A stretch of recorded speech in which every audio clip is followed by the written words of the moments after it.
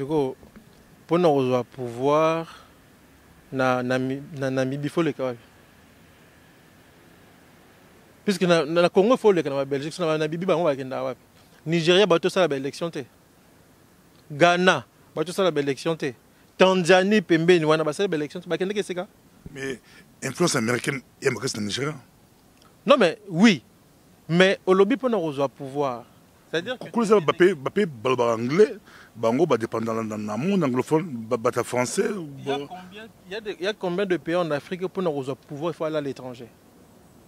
Ming, c'est pas nabiso. Mais ce n'est pas le fait, c'est le fait de l'aliénation mentale. Et puis, colonisation, c'est le quoi malamoté. Il y a une chose qu'il faut qu'on y ait, quand on dit que oui, mais tout tangi, tout salibo, c'est pour quelle finalité? Pour le monde, pas tanga mingi. Le monde batanga na poto. Le monde batanga na poto te. Atanga wana. Na modèle wana na mukia ayebaki. Tozalaki ko sekaye, toyoka ba congolais musuba ba français te. Oui, mais il y a 50 ans, Lumumba a compris, c'est que la majorité de vos soi-disant intellectuels, les lobes bazo comprendre te.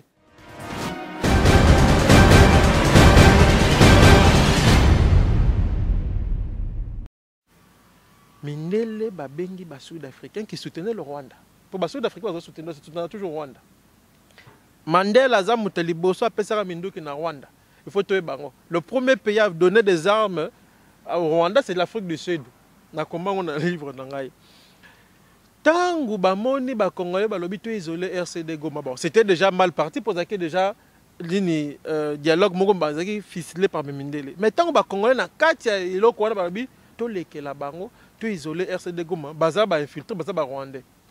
Mindele ba bengi ba Sud-Africain, ba bengi Tshisekedi. C'est comme ça que Tshisekedi est allé à Kigali. En retour, Tshisekedi a sali alliance na RCD Goma, lobby ce sont nos frères.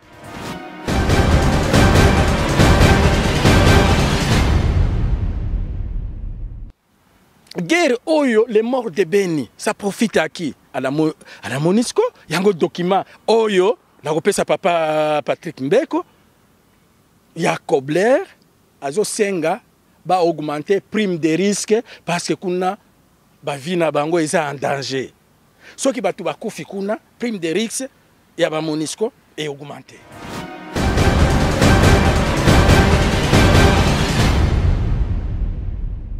Balandi micro du pasteur Bobo, toza awa bozomona toalina Cyprien Woti. Toko co-animé, toko développé avec Patrick Mbeko. Patrick Mbeko a congolais Oyo Boibie, bako présenté la diaspora, a comment livre belé, entre autres, Toko Tanga, Moko Ali, Patrick Mbeko, le Canada dans les guerres en Afrique centrale.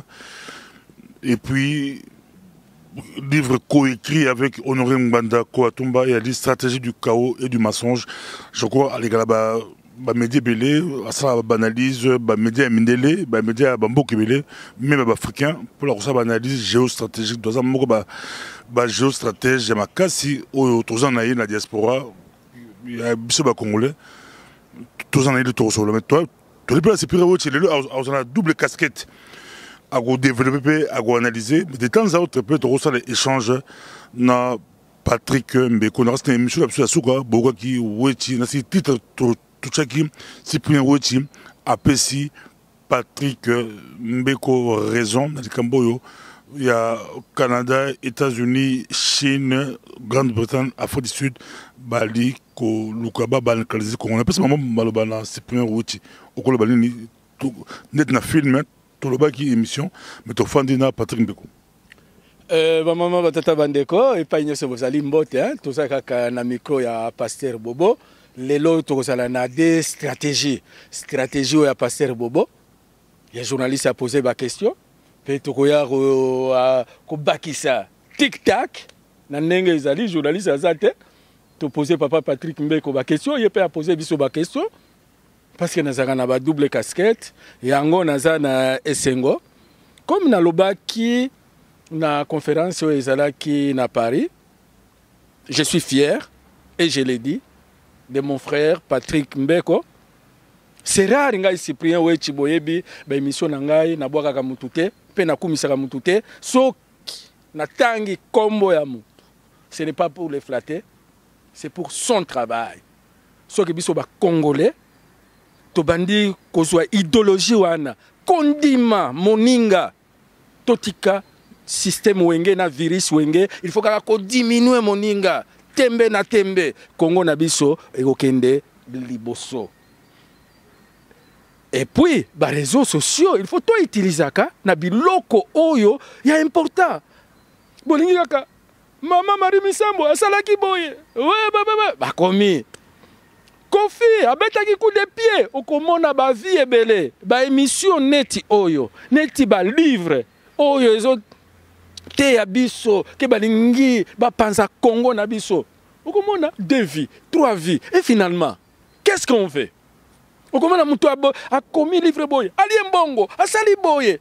Ça c'est pourquoi la idéologie à Sika, il faut tout utiliser les réseaux sociaux pour namboka na biso. Et ça n'est papa à Koufi. Atike bino ndako. Mutia gangi moko boye, alingi ateka ndako ya tata na bino. Busa bayuma. Busa bayuma. Ba koko na biso, ba tata na biso. Ils nous ont laissé une maison. La maison c'est quoi? C'est le Congo. Les gens veulent vendre ça. Alors bande qu'on a biso mosusu. Attention, attention, notre héritage c'est ça. Gangi moko boye, pe kebere moko boye, ye, alinga teka ndako. Tokomi bayuma, yango papa Patrick alobi te, boko teka ndako, ya bakoko na biso te. C'est pourquoi na cité comme nae. Ceux que c'est les locaux ya bien, na ko cité. Ceux que c'est les locaux na yo, ya bien te, na ko cité comme na yo te. Merci beaucoup. Yé moko zali awa, nasi dazuka question na yo o kila suka pa. Parce que Patrick Mbeko a cédé le locaux bien, il y a un bataille comme là, babeti maboko. Tu peux essayer maloba avant de tourner maintenant. Babi Patrick Mbeko a cédé le locaux bien pour que le combattre l'Ambour, le combattre la Congo, combattre le Pango. Tu peux essayer maloba, mbote pe réaction mamo introduction. Mbote pasteur Bobo, tu couteni pour une seconde fois et puis mbote na Cyprien Ouechi, l'avocat du diable, et surtout na Nasengi merci avec beaucoup d'humilité, na soutien et puis na oyo lobby au sujet de mon travail.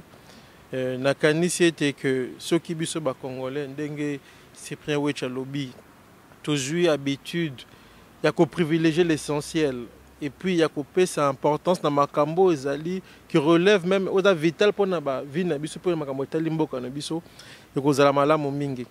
Ngai loko na ko lobeza que na kanisi que na meki comme maman humblement Pierre Nangai na etumbo toujours bunda pona kufungula batu moi mayele pona pe ko aider la compréhension à la problématique aux anamboka na biso et je crois que ba congolais ils vont se l'approprier parce que ça pona bango quand on écrit j'ai l'habitude de dire que ngai tant on a commis, tant on livre bimi, ça c'est en été.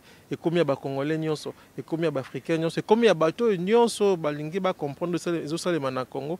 Puis en partie à la connaissance wana, ba mener ba action qui permettre aux Congolais pas respirer pour tenir quoi mingi. Ça fait 135 ans quand même que Congo baza konyo kwama.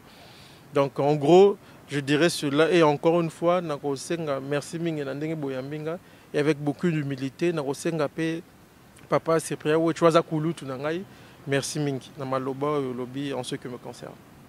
Cyprien Ouechi c'est on est rwanda au bana motuna liboso avant de développer Patrick Mbeko en face tozana yawa baliko telabiso mo kilomba tourner motuna moko o to banda la ngomba. Question nanga ya liboso, à quel moment idée et la kio ya kolobate c'est le Canada YNDP asa responsable ya makambo ezoleka na mboka na biso, c'est le Canada nde azo financer ba guerre mususu ba multinationale canadienne. Eloko nini eyala kio tikwana eutaki wapi? Eloko liboso zana moninga nanga moko ya mundele aza canadien pe Alain Denon komaka livre moko sur l'industrie minière en Afrique. Abetaka mamoke lisolo ya Congo et ça m'avait beaucoup interpellé. Mais eloko etinda kinga vraiment motivé kinga na koma ezata on azolanda ba média na biso na Canada. Pardon. Couverture médiatique ezala ki en défaveur na biso des informations zala qui makasi. Et un jour bazalo koloba makambo ya Rwanda, bazokumisa Rwanda. Et un journaliste est allé jusqu'à dire que les 4 millions de morts au Congo, zandenge morote na ba 800 000 tutsi au bakufi pour bakufa ki na ba coup de machette. Et ça m'avait beaucoup révolté. Couverture médiatique wana na lobi non. D'autant plus que tant on a solo la na muninga nanga mundela komaka buku. Tant on toza ko solo la na ya fandi amo akati ngai. Alobi nanga me Patrick. Pour nani nozo komate. Ngana lobi kokoma. Idea kokoma. Abi oui. Abi soko zo komate. Zo makambo nyoso pona yoki ozoloba. Obi makambo belé. Abi oza lokola bibliothèque vivante. C'est le mot qu'il a utilisé. Abi zo makambo yebi koma yango na papier bomba yango. Koma yango ata pembeni. Moninga nanga mundele wana. Et jour na monaka siko des informations wana na TV, j'avais vu que c'était trop. Je me suis dit il faut na koma. Mais tant on a bandi ko koma, j'avais une idée de départ. Mais na eba kité que nanga ki na découvrir au nyonso na découvrir parce que moni soko bandi ko koma. Au début, j'étais très révolté. Bazo kufa na Congo. Balobele la kate. Ce qui balobi, c'est pour mentir, c'est pour faire de la désinformation. Tant na bandi ko koma, malembe na komi ko rassembler ba peuple nazo solo na bato nazo poser ba question, horizon za ko fungwama et na ko découvrir que nabi mais implication ya mboko sika to fandi eza beaucoup plus importante que to leka ba mboko biso to fustijaka. Na ko découvrir que même temps au guerre ya AFDL les oya ils en a Toronto de mbongo ebimaki pour na ko financer aventure militaire que compagnie automonaka AMFI et pesaka Laurent Désiré Kabila petit porteur na ye atambolaka na yango ezalaki canadienne nalobi mais c'est grave na bandi ko gratter et ne ko tomber sur information moko oyo nazalaki ko zelati ezalaki même implication na mort à Lumumba. C'est le premier livre qu'il aborde comme ça. Tant on a monia, on a le même. Il faut que les Américains et les Belges dans Congo. Même les bateaux, il faut pousser à ce que travail de recherche, comme toute une enquête. Ko benga batu, ko luka batu, ko kutana na batu, ko luka mikanda, nde ko mema. Tina kisasa, pona kenda tina kisasa. Et c'est là que je na kisasa grâce à des relations na sololi na ba mikondi mususu jour on a kutana na mukondi ya compagnie minière bongo na Congo azolenga kanisa ki lokola na journaliste rappel na lobité na za étudiant na zo la maîtrise na ngai na domaine de ba mine yango na lingi na ba information wala et grâce na ba contact na koyo ka ba témoignage na ko ka ba makambo moko elekela ki ngai na muto za ko yebisanga za ko prendre conscience ya makambo yo penza ils avaient commencé à nater. Des bons na zongi na continuer ti na ko ça la livre et l'eau que Kamusanga c'est que tout le temps on a ngina bimisa buku éditeur na ngazo banga. Amina makambo komyo yo za ma compliqué j'avais deux éditeurs. Moko ko bentana. Mama msusu ba ko kabwana.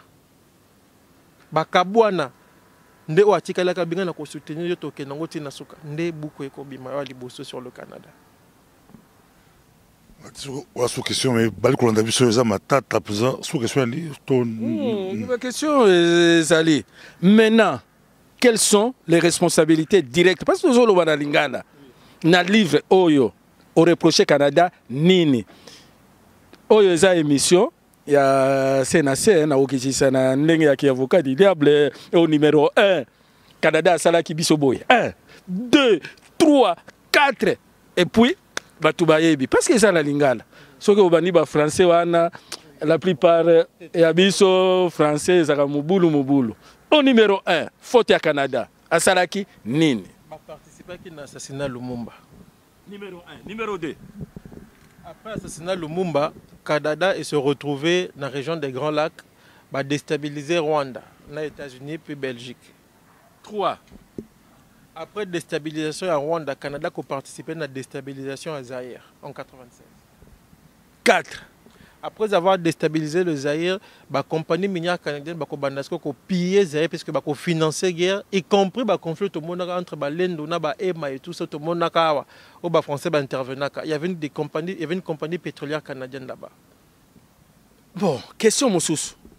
Maintenant, pour Nanini, Batou, na communauté na biso toyebaka bango te biso kaka ba belge oh ba belge or na ndenge na landaki yo olobi ba belge na ba français ba américain ba betaki bango G ba remplacer bango na ba canadien okoyebisa nini bandeko na biso oyo bakenisaka kaka ba belge baza na kati ya ba masolo ya Congo na ba français. Rôle ya ba belge depuis je dirais 60 après mort à Lumumba arrivé à Mobutu rôle à ba belge ezalaki important mais ezalaki atténué par les Américains qui utilisaient Mobutu parce que Mobutu était agent américain et d'ailleurs vous constatez que Mobutu a souvent tenu tête aux Belges c'est parce qu'il savait qu'il avait les Américains derrière et les Américains ça l'a nini ne bandele bazaya ko soutenir Lumumba ba moni que Lumumba est ingérable ba ki ba soutenir Mobutu bazaya ko soutenir Mobutu pour nini parce qu'il voulait se débarrasser des Belges et occuper le Congo. Ça a toujours été stratégie américaine. Ça on a presque Afrique mobimba. Batelor au africain baraté particulièrement congolais, c'est que les Américains parmi bateaux encourageaient la décolonisation en Afrique. Pour nanini parce que l'Afrique était une chasse gardée européenne.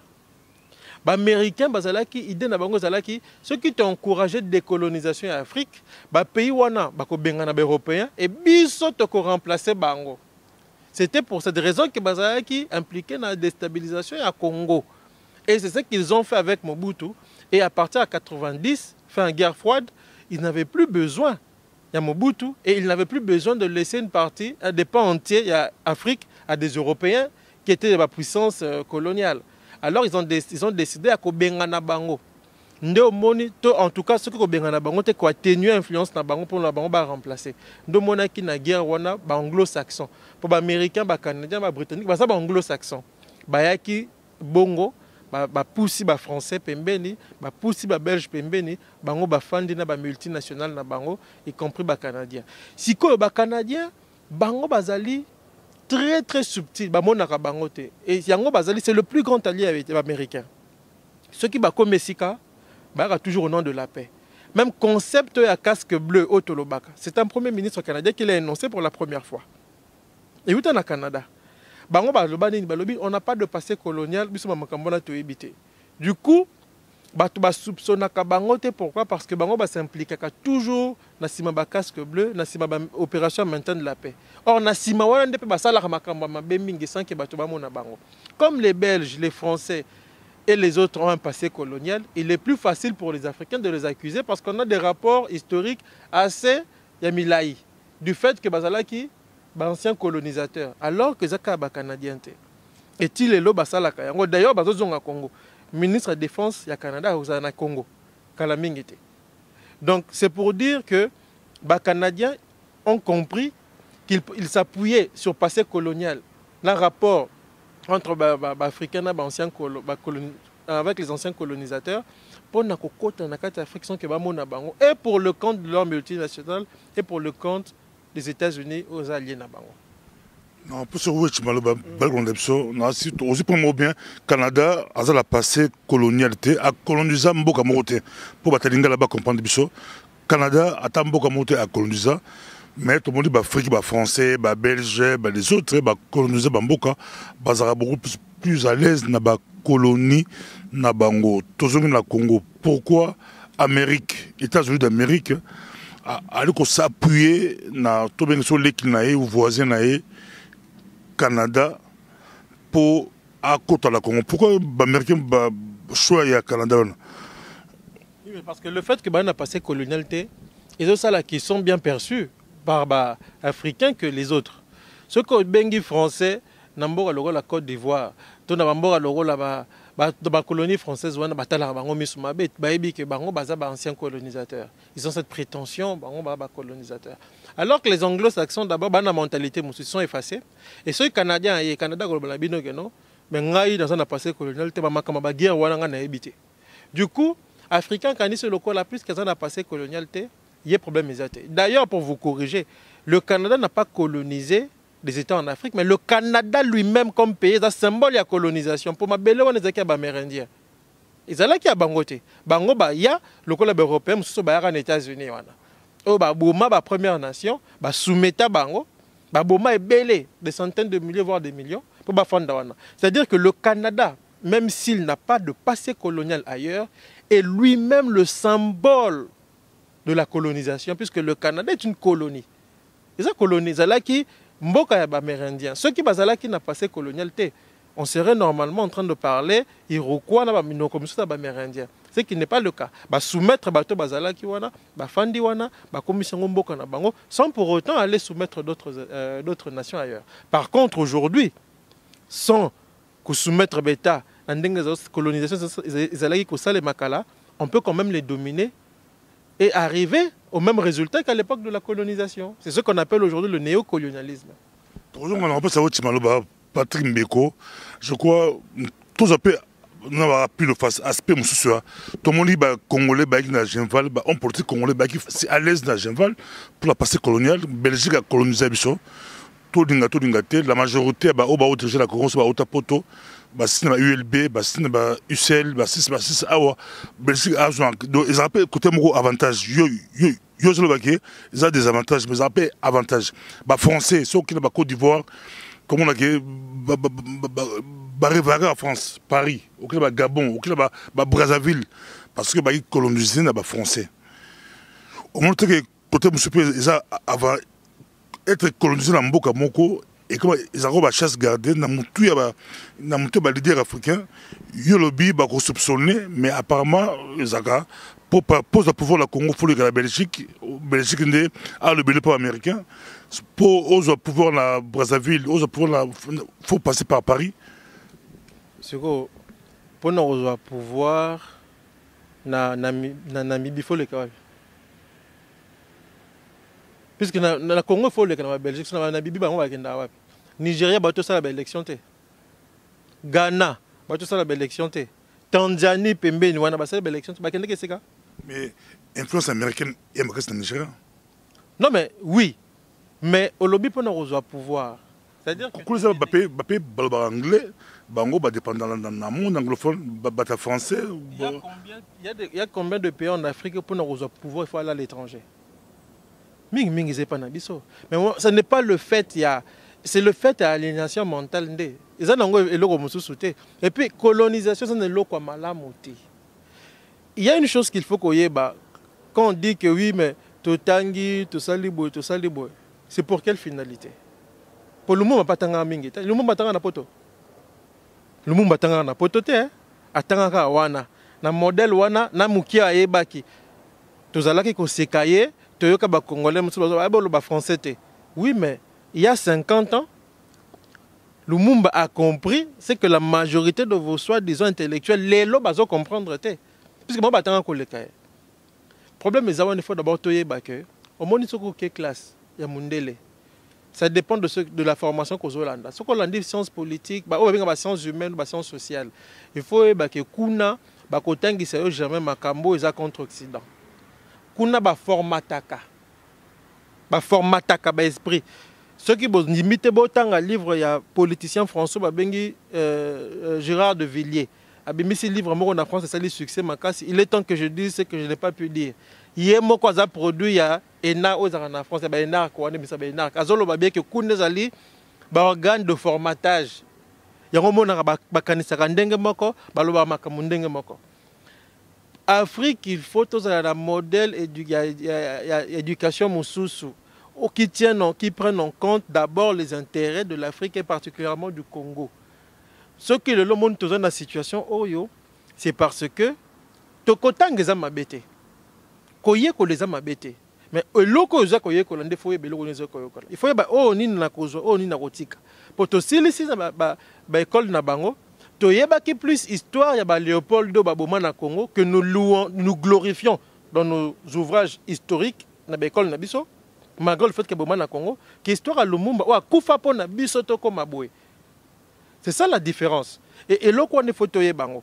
Sikoyo, le fait que tu kenda kozwa pouvoir na poto, tu kenda senga pouvoir. Ils ont l'accès que non. Toza entre guillemets sous-hommes. Parce que nous ne pouvons pas nous assumer. Ceux qui yo moi si na yo na bana no bazako compter sur yo et que yo au compter sur voisin. Mais tu n'as pas que nous bimane na voisin. À la limite. C'est ça le problème qui se pose chez nous. Sur aucun Afrique, il y a un pays mingi au bazan na poso na poto te pona ko la décision makambo Italie avenir na bango. Ce que c'est pas na biso, c'est parce que nous avons une élite comprador de surcroît cooptée. Yango zomona que tozalaka fier ya kolakisa que nous sommes décolonisés. Ba o bazota la biso bazako seka biso. Oui, tu sais pas si on a monté on développé Balcolandayo au bagage tic-tac en même temps ils a micro la tic-tac tu peux se balba oui Oyoki Patrick Mbeko terminer la question ou bien tu passer la question Moussousou ou bien je ne sais pas hein, ceux qui osent la question na makambo ya oti koloba ngai nazali sous la question oui d'abord comment monopoliser parole mais na aucun n'était pas mis balé na aucun na fond la mi balé na fond lu amisa tout na fond sur Chine tout le monde qui yo ba yo se pele makasi autant comme Chine États-Unis Canada Grande-Bretagne Afrique du Sud ba mboka o lelo ba onde ba mais côté moko bali ko la biso na o tchabaki to éviter ba mot technique mais français lingala oui obeti ba formater mutu ya bato ba conditionner biso il y a français do bali ko la biso mais tozong na Chine pour la batebele il y a difficile pas comprendre que yo le biké ba multinational il y a pour l'intérêt économique. Mais côté Moussou Bango Mongo bala guerre il y a militaire yo j'aime ta géostratégique côté guerre militaire États-Unis la Chine no ba banga na côté Makofi côté Robert Makofi ba c'est l'alliance pour exemple ba exploiter tozuka Congo pour la Congo ba exploiter Congo de la multinationale ba intérêt là bango côté finance mbongo mais en même temps entre bango bala guerre ya muto la première puissance mondiale côté militaire. Au moment où un peu, moi, Alliance sur les boulot, et gros sauter à tout moment. Non, Alliance sur les boulot, ce sont les réalités géopolitiques et Zalara Bongo. Au moment où l'interview tout à l'heure, on a souka, tu mets le solo à Daesh, il y a terrorisme. Au moment par exemple que le lobby est combattre le terrorisme en Afghanistan, mais vous avez même terroriste en Libye, vous avez na Syrie, ça c'est la géostratégie, c'est ça la géopolitique, c'est cynique. Et c'est là qu'il faut que les Africains comprendre. Il faut que les Congolais comprendre comment le monde fonctionne.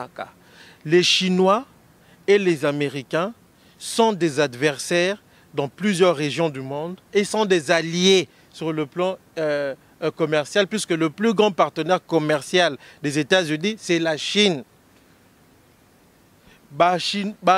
Européens et occidentaux bazolo banabiso o tebo dilena ba chinois te mais tout le monde qui ba chinois ba yamba ki bango na France il y a 1 an ou 2 ans avec tous les honneurs bazolo banabiso to salango te bango bazo salango bisonde to fungola mutu na mayele la géostratégie la géopolitique fonctionne comme ça to bazala ki ba ennemi ya ba iranien ba monter ba tché ba iranien pression sur la base du rien. Sur les solo Mora Lokuta, l'histoire des armes, là, chimie, dans les programmes nucléaires, dans Lokuta. Mais pour créer l'histoire Moro Boye, pour imposer un embargo, pour arriver à d'autres résultats. Oyo Borolo Bate. Mais tout le monde joue son jeu.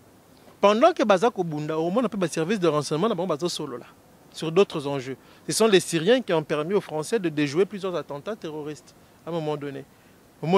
Donc c'est comme ça. Et Zali, géostratégie. Bissonde, il faut comprendre que ce c'est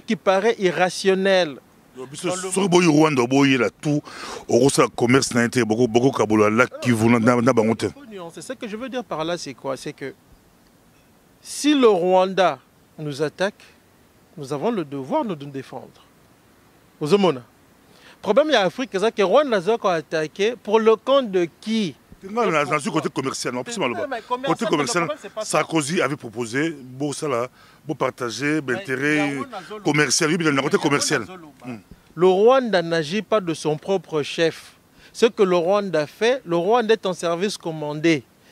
Minera Congo est Rwanda et bimakande par le Rwanda. Donc, guerre yabiso na Rwanda, et les guerres bengi Afrika pour le compte des intérêts lointains. Jour où biso to kofanda entre biso to bon to fanda to banda ko kanisa biso na biso ba africain et kozala différent parce que nous allons agir différemment. Rwanda kokota to Uganda te ba bo marabatu inutilement na beni. Ba koyeba que non mon frère faut te yokana parce que nous sommes de toute façon appelés à nous entendre pour Rwanda et déménager à jamais. En revanche, quand on travaille pour des intérêts autres, il y a des situations qui se mettent en place qui va bénéficier à un petit groupe de Rwandais et aux intérêts lointains, non pas au peuple rwandais ni au peuple congolais. C'est ça la différence. Alors que, si on a Syrie, on a Erdogan. Erdogan n'a pas muta autant. Mais Monique est une des hommes qui n'a pas autant. Bato bako balukela ngai, balé na ngai. Auto qui n'est pas Poutine. Poutine n'a pas kanda. Tant baboma qui ba panza qui vient na bango. C'est quoi zone a réunion na Poutine pourquoi? En fonction d'un intérêt stratégique à Turquie. Et à Rwanda, ce n'est pas le cas parce que ce n'est pas en fonction des intérêts stratégiques de Rwanda, mais c'est en fonction d'un intérêt stratégique à Bato Bazo commander Rwanda. Donc c'est de ces deux exemples complètement différents. Non, Makambo à Congo, il faut tous à la mener à des stratégies. Yango nde boulot oyo ya Cyprien Wechi. Bango bakomi ba livre. Ndenge na ibisaka bino, il y a 70% ya ba Congolais analphabètes et semi-lettrés. Ça fait 49 millions. Il faut maintenant tous à la stratégie mosusu ya vidéo. Nde ezalaki boulot ya les amis de Wechi. Ceux qui n'appuyaient Patrick Mbeko, c'est parce que j'ai les images et la responsabilité. Il y a Canada sur image. Nous devons faire maintenant. Aussi la image, on a livré. Oh, c'est plus haut que tu as appuyé tout ça preuve.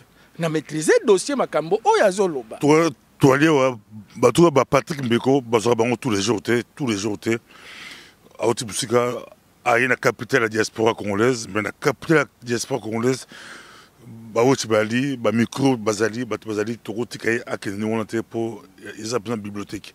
Outi, yo apuyaki, personne n'a bellement ou pour ça que yo appuyé, yo paye au terrain, parce que au Kenda, Kivu, parce que comment bat, yo tambola na comment. Au moins ni pona nini na apuyaki oyo. Ngai nazaki na méthode mosusu.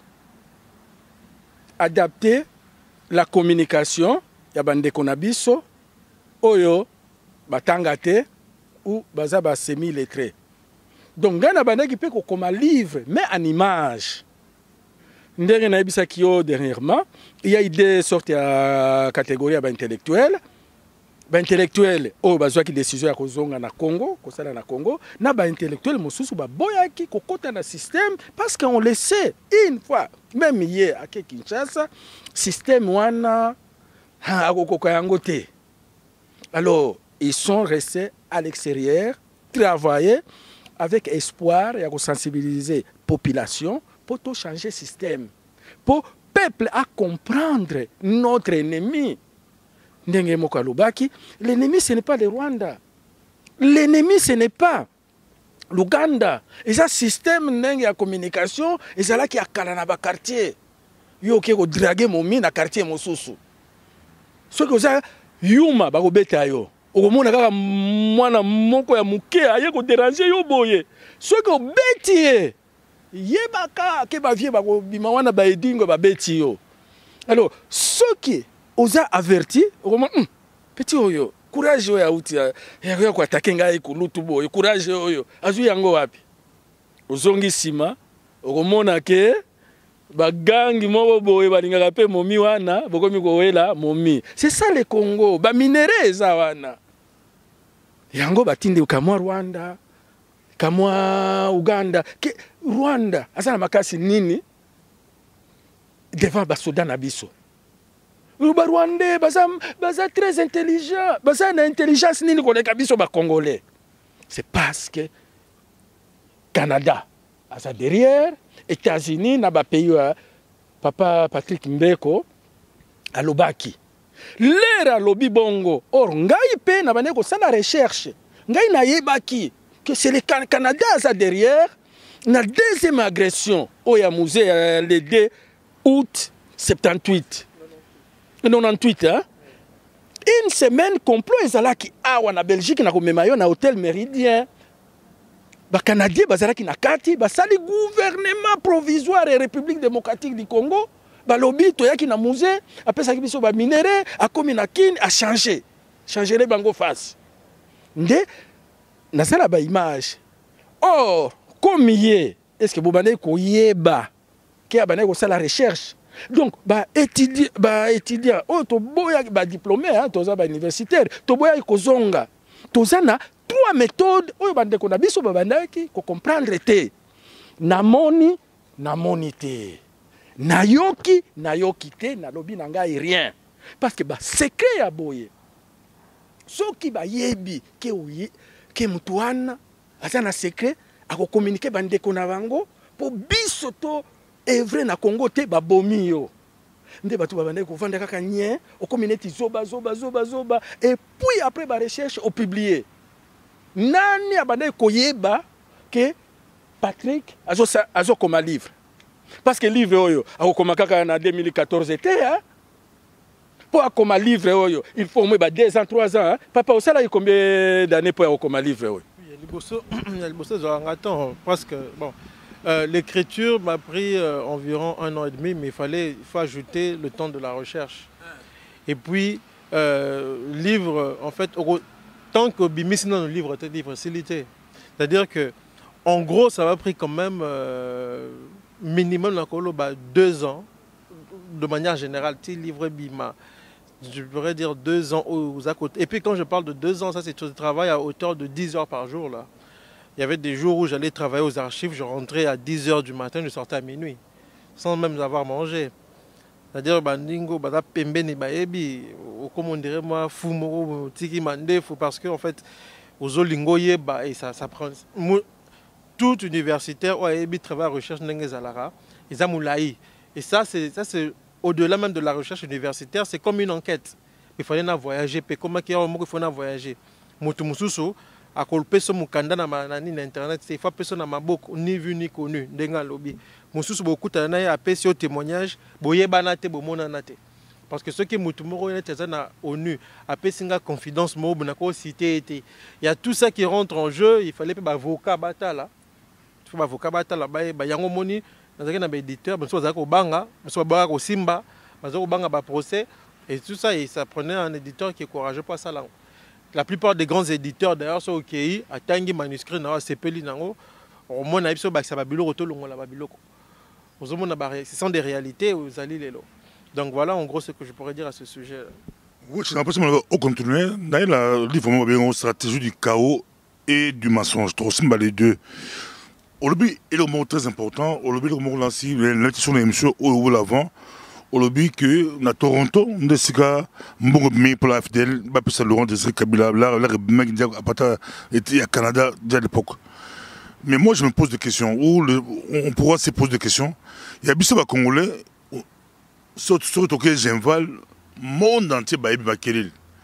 Surtout que Gorée, mokil baebi, mais pour aboutir, et sur Galanzela, Bopanzani, Boswani, ba ibibi. Mais à Bango, biso qui dit bon, service secret, il y a Kala, Bibola, ça dit que qui dit Bango, tu vas honorer Ngondaba, qui dit Bakabili, Bakabili, Toronto. Bazou mbongo ebi déjà avant pour déstabiliser Congo. Yoki discours il y a monsieur Noreng Banda il y a mars 1997 quelques mois avant Bakende. À Loba na OZRT hein, c'est OZRT hein, c'est une chaîne nationale. À Loba bien que non. Derrière le Rwanda et l'Ouganda, il y a des puissances. Il l'a dit. Le problème aujourd'hui est que biso baeba ki ango mais la majorité des Congolais va évaluer qu'il y a une détermination. Et puis, il y a une bangote, l'attaque masque. Puisque même les Congolais, il y a un agresseur, il y a un Congolais, Congolais, tu bêtes la bango maboko, autant que tu as bakoti, tu as une dictature ici, tu bêtes la bango maboko. Pour Mundele, Mundela comprendre, Mundela change sa stratégie, Mundela fait à Kanisaka tous les jours. Et c'est là comme tout ça l'a raté. Nous n'avons pas la capacité de projection. Mundela kanisaka. Pour attaquer Zaire, imaginez que bandi le 1er octobre 90 na Rwanda. Yo kansaki ezaki bazo ke na Zaire. Oko kansango te. Rwanda indi Mobutu atindi DSP. Ambassadeur américain na bisi Mobutu quelques mois plus tard, bo humilier biso soutenu bosala na Rwanda te. Biso to comprendre kyango te. Tango biarima na kufi. Mobutu aleli pendant 2 heures. Aleli. Abalo qui a taleng banda lobby. Et le côté ça, c'est le début d'une nouvelle ère. Abeza signe indien. Mobutu a ébaki. Mais il n'a pas pris la mesure, la détermination à Batouana. Puisque dans le livre, le Canada et le pouvoir touti, je reproduis un document du département d'État américain. Quelques jours après l'assassinat à Biarimana, l'américain télégramme ambassadeur dans le département d'État Tindi Note. Les autorités zéroises suspectent que non, ils ont complot contre la région des Grands Lacs. Mobutu Tindi Mbanda qui est dans Kenya, qui est dans le pays à avertir l'autorité. Donc parfois, on peut permettre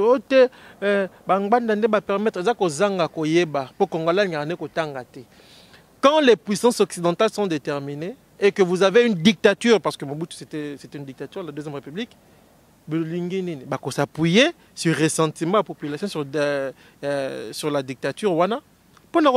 Et ça a marché puisque tu bêtes là-bas beaucoup.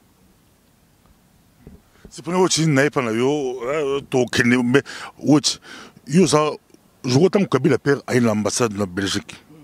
Bah filmer on ça là qui yo filmer boire billet toi yimo je vois ou bah caméra ou filmer et yimo pas barara caméra batunde ba ebakate au moins ndenge Patrick na ça question au retourner aujourd'hui l'ambassade avec Kabila père a beaucoup de l'ambassade de Congo la Belgique ba Congo ba contacter tout ndenge Patrick il a libéré et c'est on a est-ce que yo mo au Monaka, au comprenez quand est-ce que vous comprenez que Congo ils ont un problème?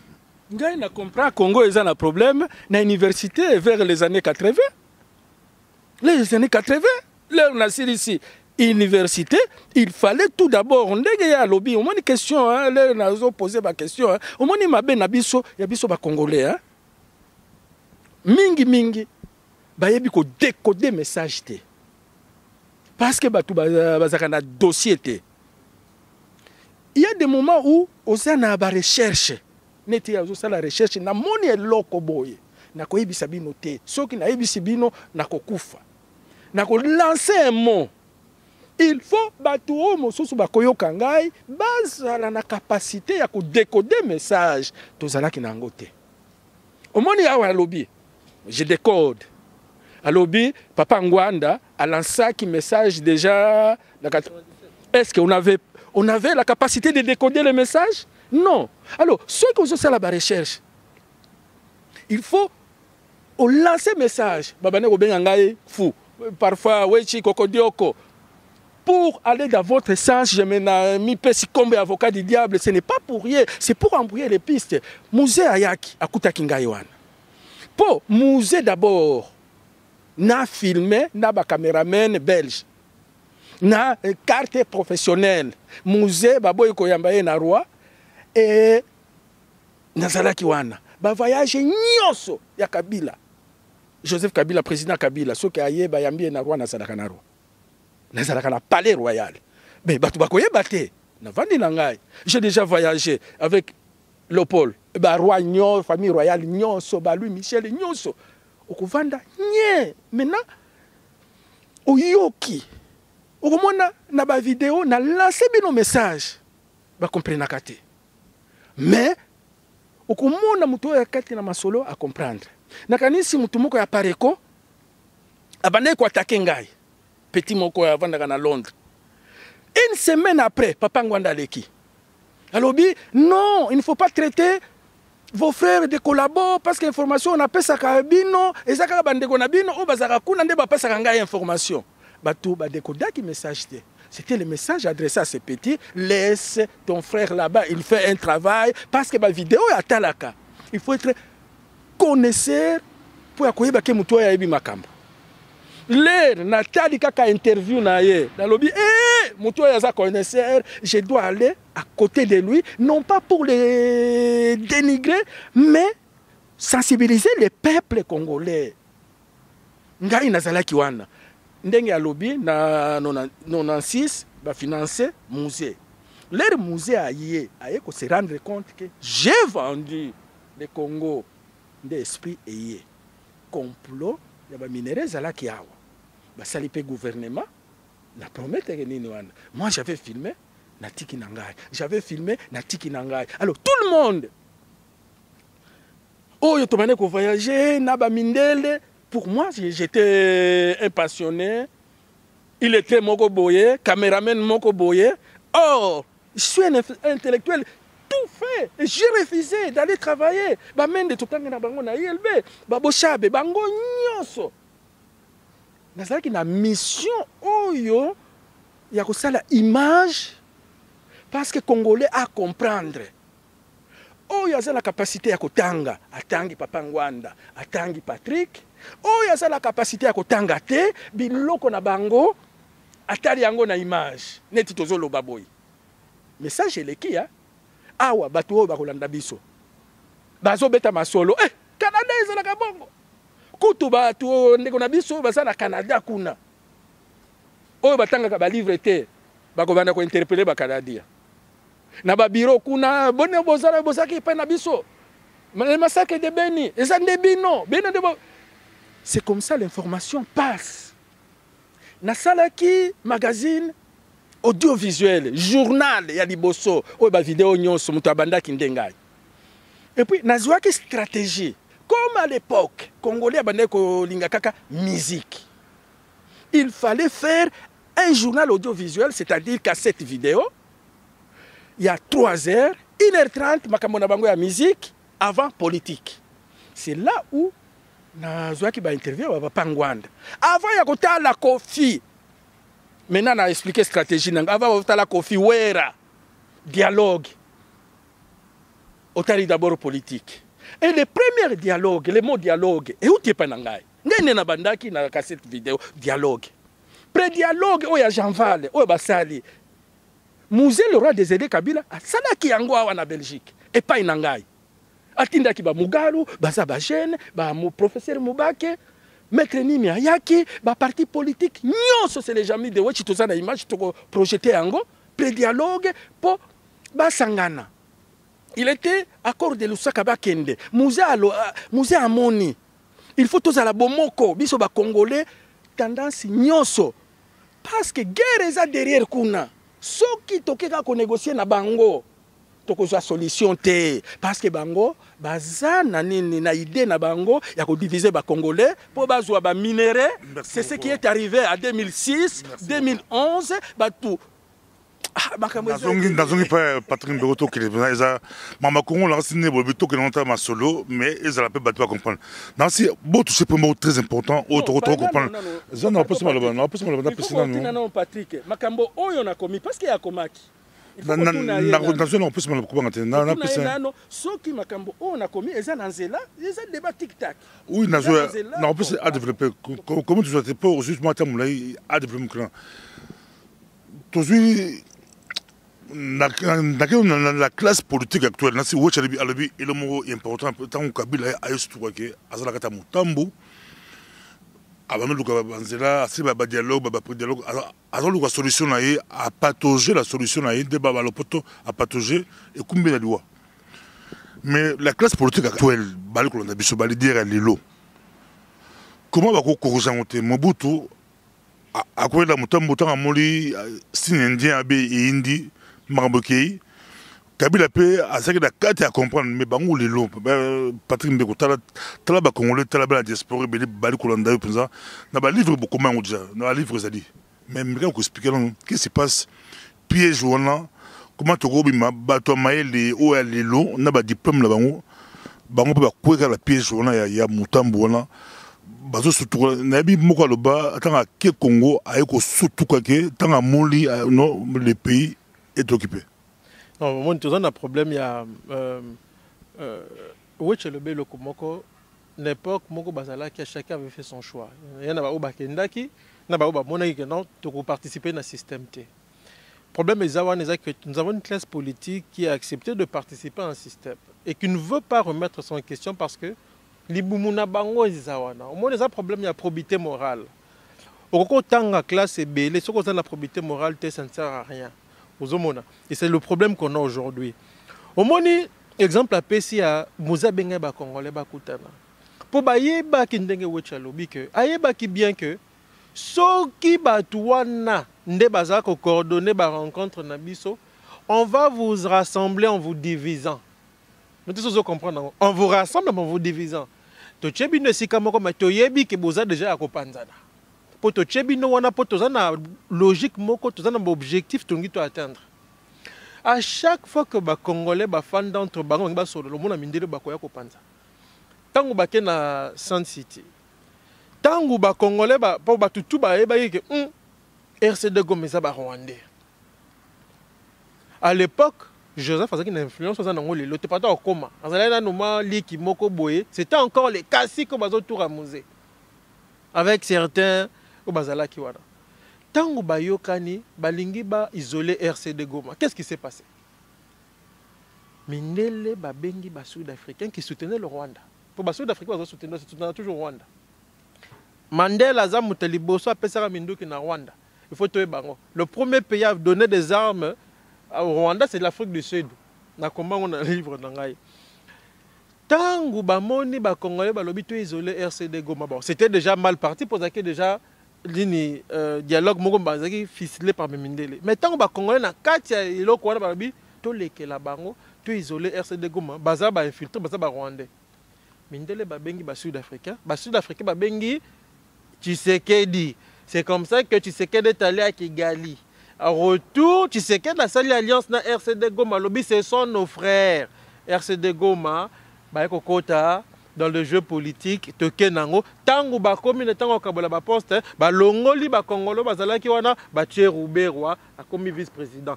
Tango Bemba Weleli finance. Oui, ba longola Tshisekedi. Tango Bemba ba Congolais ba lingaka mbongo. Tango Bemba peut photo la vérité, Bemba Wela qui finance et tout ça. L'économie, je crois. C'est ça qui est toi, Balinga qui yango. On sait, on a suivi ça de très près. Rwandais basengi défense pour cadrer mboka, infiltrer yango. Botanga rapport ya ONU. Déjà en 2001, les Nations Unies disent que le RCD Goma va injecter entre 35 000 et 50 000 hommes. Wana baje à la baisse là. Botanga rapport ya ONU. Donc Rwandais bazaki un objectif moko précis. Les Congolais qui positionnement, les Rwandais qui un positionnement qui permettre d'infiltrer le Congo, de gérer de l'intérieur. Parce qu'il ne faut pas oublier que pour Museveni avoir pouvoir en Ouganda, tout le monde est aidé. Kagame na Fred Rugwema pour créer FPR. Bazalaka na kati ya armée ougandaise bangonde babunda ba eda Museveni na zui pouvoir tant Museveni na zui pouvoir na Ouganda Museveni na aidé bango ba zui pouvoir na Rwanda pas ba pouvoir na Rwanda ba infiltrer qui ba institution rwandaise ba zui pouvoir na Rwanda tant ba sita Rwanda ba ken na RDC ba infiltrer ba institution congolaise ba zui pouvoir ba tche mutu na bango tant muza fande muza tche mutu makasi ba éliminer ye ba tche mutu na bango bazalaki na objectif ya okende wapi Congo Brazza parce que en 97 to bossa na ngo elo mo bat ba baraté guerre à Congo Brazza banda na 97 guerre entre bango ba Rwandais ba katisa bobi pona nini parce que ba outu Rwandais oyo ba kimaki na 94 ba kati na Zaire to balandi ba bomi ba musu ba kenda tina ba Cameroun tina Congo Brazza ba bunda pe mena sasso. Avant ça ba bomara président ya Burundi Melchior Ndadaye qui avait été élu démocratiquement. Pourquoi? Parce que les Tutsis de l'armée voulaient contrôler le pays. D'où le projet de la fameuse République de Volcan. Pour revenir à tout ça, les Rwandais, ils ont toujours... Quand je dis les Rwandais, ce n'est pas tous les Rwandais. Je parle des extrémistes Tutsis qui sont là. Ils avaient un objectif précis. Ils avaient un agenda précis. Basé agenda na bango ba greffer un agenda à grande puissance parce que un agenda na bango propre na Afrique centrale. Donc on a eu plusieurs agendas au sein d'un agenda général coordonné par les États-Unis. Et dans cet agenda, on a une division des Congolais, infiltration des institutions pour contrôler de l'intérieur, le gérer. Et quitte à détruire le Congo de l'intérieur.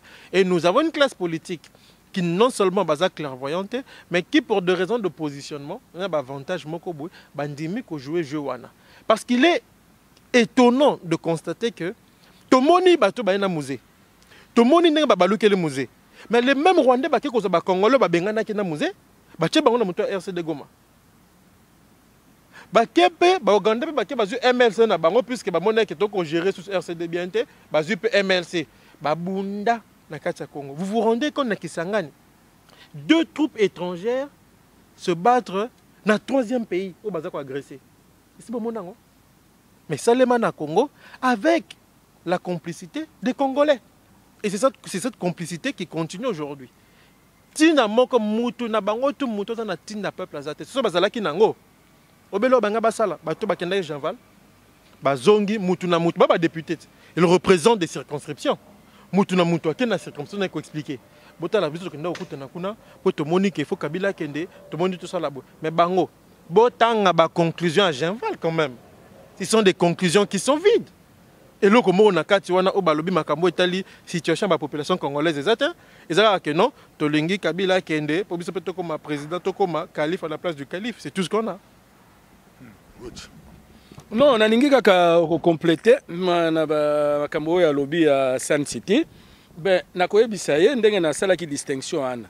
Ba ndeko na biso o ba intellectuel bazonga na Congo, baza na pouvoir mon côté. Baza absorbé par le système.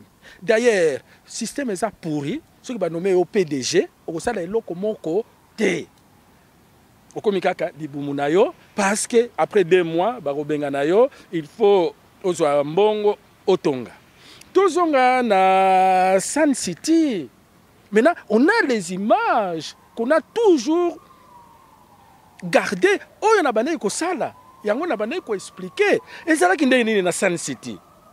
Na compléter makambo oyo lobby na lobby oyo non pas pour contredire na lingi na compléter en image yé a commis en na livre ngai naza na image j'étais la Sun City c'est pourquoi milieu wana na kotaki l'air ba koti na Sun City on est Sun City papa yango na linga ki na expliquer yo couper ngai l'air na moni danger na silisi na ILB. Bon, après tout, na silisi na ILB, na moni danger à Congo, na boyi kokota na système. Ba bengi ngai ndenge balingi, na boyi kokota na système. Et pour travailler dans les milieux internationaux, il faut avoir la carte de presse. Ceux qui ont la carte de presse, n'est-ce pas en Belgique, na carte de presse, ceux qui ministres a voyagé, à Kobenga presse nyos. Nga na za na carte, nga na lobby na kokende. En vieux Esaïa gouvernement, à Kobengangaïté, ce qui a bengani, syndicat de journalistes. Discrimination. Et pour avoir la carte de presse, il faut payer les impôts. Moi, j'ai commencé à payer mes impôts en 92. Ok, on a expliqué comment na kota qui. Non, makamba ya makamba ya Congo. Comment à Kotaki, Azalaki infiltré, Babane ko financé et l'okonini. Nazo démontré Mayele Nangai qui m'a permis avec mon argent personnel. Tout comme lui, il écrit ses livres avec son argent personnel. C'est pourquoi Ozoyeba souffrance nini tozoa pour que sabino ba information yo. Alors, il faut expliquer comment quelqu'un est arrivé. C'est pourquoi question Nangai liboso na tunaki idée oyo ya kokoma livre oyo. Et utaki wapi? Moi, quand je pose une question, ma question est pesée et sous-pesée. Il faut aller dans Mayele pour décoder et l'okonini nazoloba. Yango, c'est pour la première fois, je m'explique devant mes frères et sœurs, au babenganga à tort collabo. Et l'okonangai nyonso, ezalaka pesé et sous-pesé. Ceux qui n'ont pas place na kolekisa message nanga ité, je me fais avocat du diable. Le message passe. Tellement au kangangaïté. Parce que bah boulot to bané ko sala ba au kangangaï. Alors il faut d'abord condition à liboso, il faut être en ordre avec l'état ya mboka oyo au vandi. Respecter ba mibeko nyonso yango na expliquer. Okay. Pour être accepté comme journaliste professionnel, il faut payer les charges sociales et payer les impôts. Nous n'avons payé directement et faire un journal. Et j'ai fait le journal audiovisuel de dialogue. N'a introduire na comme journaliste professionnel. C'est pourquoi Musée Lerayaki, il fallait avoir la carte de presse belge na filmaki. Cette carte m'a permis Sun City. Cette carte m'a permis de filmer biloko ya lobby. Sun City ezala kinini comment ils sont arrivés à 1 plus 4. 1 plus 4 et Yaki, à l'origine, c'est Papa Etienne Tshisekedi qui est à l'origine de 1 plus 4. Oh, na loba qui angote na image. Hein? Là, comme na Sun City, il fallait ça la gouvernement. Balobi présidence, na majorité Kabila, vice premier ministre et pas Jean-Pierre Bemba, parlement, bapesi na RCD. Batu ya RCD, boy. Balobi, si c'est comme ça, tout ça la balkanisation ya Congo. Makambo oyo na lobby. Naza na interview ya nani Kamitatu. Première interview ya Kamitatu, oyo na lobby, eza maloba ya Kamitatu en image. Nde, tokomi na deux groupes. Groupe ya unité, na groupe ya balkanisation. Groupe ya unité, Kabila et Jean-Pierre Bemba, baye na Belgique. Nde boyokaki na période moko, soki boye Kabila, bakosala gouvernement na Jean-Pierre Bemba, aza la premier ministre. Et ça là qui, pour na querelle wana. Groupe ya mibale, Papa Etienne Tshisekedi, na RCD, bake Goma. Lero bakome aki Goma, Papa Etienne Tshisekedi akima kinde nini. Kagame alobi, il faut osa la rébellion na Kasai. Oko soit pouvoir te Saminduki. Papa Etienne Tshisekedi alobi, nga na za no violence. Nde coopération ya IDPS na RCD et kufa kiwana. Nde Papa Etienne Tshisekedi a longwe Rwanda en catastrophe Goma, il fallait bayambaye na Bukavu. IDPS Bukavu. IDPS Bukavu ye boy. Yo oke ko traité na bainemi na biso. De Goma directement Kinshasa. Alors ba mindele wana nde baye ko imaginer to ko satisfaire bango ndenge nini. Plan ezala ki awa na Belgique. Et pas Yalou Michel. Comme ba Congolais balingaka pouvoir. Tout ça là 1 plus 4. Comme ça on doit les satisfaire. Nde ba sala ki 1 plus 4. Maintenant, il était question. Oyo ba nini les trois pour nini bato bazui Minduki. Pouvoir oya Kinshasa, MLC, na RCD, na société civile. Basali réunion les 15 et les 16, le col à Jean-Val, à Bruxelles, en 2002. En 2002, tout ça dans la image. Il était question que opposition non armée, Basangana. Etienne Tshisekedi, Azala, vice-président. Papa Etienne Tshisekedi refuse de participer. À lobby, je ne peux pas participer avec les faux opposants. Oh, Moussousou Basaki, Mobutiste, opportuniste, à Boy Nabango, il reconnaît que 4 partis politiques à l'époque, les Palou, Fonis, PDC, El Boboliko, PDC, El Boboliko, na IDPS. Oh, Moussousou, Boy. Mais dans l'ère de Sun City, IDPS aye. Il fallait qu'il des votes. Or, ba parti au Moussousou, oya bengi bango, aboya kiawa, baza majoritaire. C'est la loi du nombre. Sauf que vote, bakoko isaye, aya ki vote, yango zaidi ngoma alekaki. C'est batata bo qui va révélation. Mais n'avez pas Patrick Mbeko, au cours rebondir mon mambo chalobi, mais en même temps on répond la question, tu réponds la sous quoi. Non, c'est question non que non. Dans un livre, tu auras n'arrête pas livre. La question du livre, il y a Canada. Bien, Canada a dit qu'on participait à. Mais quand on explique la multinationale du Canada, c'est comment c'est comment mais quand on explique et puis on rebondir na oyo nana l'entreprise on a Canada basim on peut baser la sous-traitant américain to ils ont entreprise de bon pensant bla part de bon entreprise canadienne na Congo. D'abord il faut comprendre que les Canadiens ils peuvent jouer le rôle de sous-traitants, tout comme sur aux communes à niveau multinationales. Les multinationales ne sous-traitent pas. Ce sont les politiques qui qui prennent des décisions en fonction des intérêts des multinationales. Et la plupart des multinationales sont supra-étatiques, c'est-à-dire qu'elles sont tellement puissantes que l'équipe est en amakasi. Yongo monara, par exemple, multinationale pétrolière, ont décidé que tu guerre. Bouche en ça la guerre. Bon, il y a d'autres intérêts à côté. On va provoquer, la politique va suivre. Non, non. Bango va décider, la politique va appliquer. La guerre est allée, le prolongement de l'économie. La guerre est allée, et l'euro permettre une économie dans un système capitaliste de fonctionner normalement. D'ailleurs, quand il y a des crises, souvent, pour passer une étape, il faut aussi la guerre. La raison pour laquelle on a fait la guerre de 40-45, c'est une raison économique. Donc, ça a toujours guerre pour des raisons économiques et stratégiques. Maintenant, Naka Oya multinationale canadienne. Vous avez une multinationale comme Barrick Gold Corporation, numéro 1 mondial de l'or. Bazora concession à 82 000 km².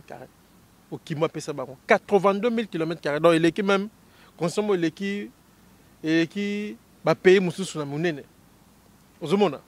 Et ces multinationales sont hôtels dans le siège, on est dans le livre, dans le Barrick Gold, dans le bateau, dans le siège. Ce qu'on monite le Gotha et la personnalité, ils sont de tous les domaines. Tu trouves le président de la Banque centrale allemande, tu trouves George Bush père à l'époque, tu trouves un ancien premier ministre canadien, tu trouves des milliardaires latino-américains, le Conseil consultatif international à Barrick Gold. Donc, ils sont des entités qui sont extrêmement puissantes.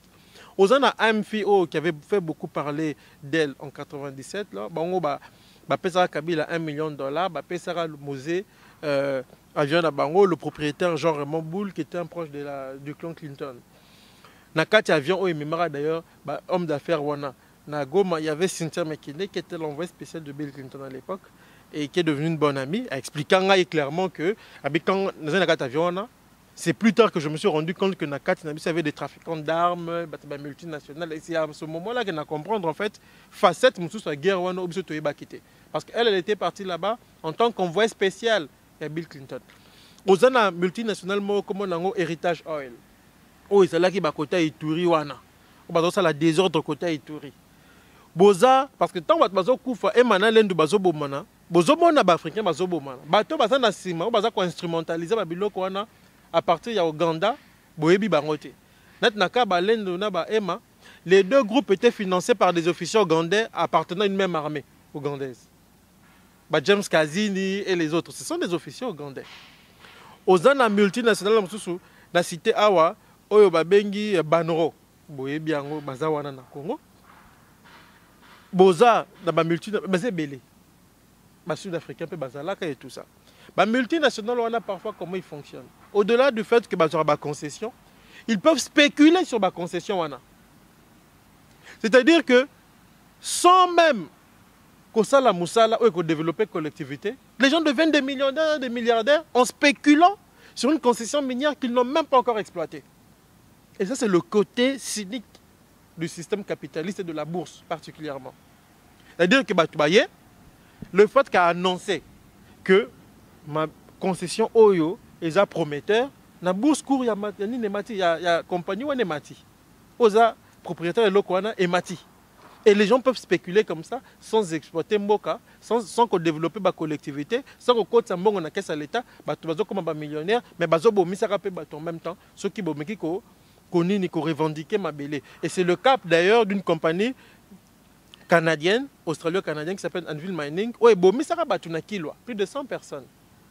Procès Selemaki, Batié, la population a bâton dans les roues. Et qui était gouverneur dans ce coin-là? Un certain Moïse Katumbi, qui a hypothéqué plusieurs carrés miniers dans l'Est Canabiso. Et dans la côte Bakatanga Kuna. Aujourd'hui, compagnon yo, babengi, il y a des Canadiens les sous-sous, babengi DG, il y a Motumo comme Dan Gertler, Congolais comme Betama Solo. Moi, je suis allé vérifier, compagnon des basés au Canada. Na Kenda Tina siège. Vous avez un siège nango? Boîte aux lettres. Boîte aux lettres, oh babengi Emaxon. Oh ba pesara bango exploitation ya Miba. Ba pesi ba prometteur qui Laurent Désiré Kabila 20 millions, ba pesi 3 millions avec 750 000 $ d'armes fournis par deux officiers de l'armée israélienne. le reste na maille. Kabila a continué le système. Dan Gertler, à part mine, à côté même dans le domaine du pétrole, toujours dans le Congo, avec des compagnies qui sont basées aux îles Vierges. Donc, des compagnies fonctionnent de manière très opaque. On va vous donner des explications en apparence rationnelles, mais qui n'ont rien de... Bon, ils sont rationnels, mais c'est de l'escroquerie.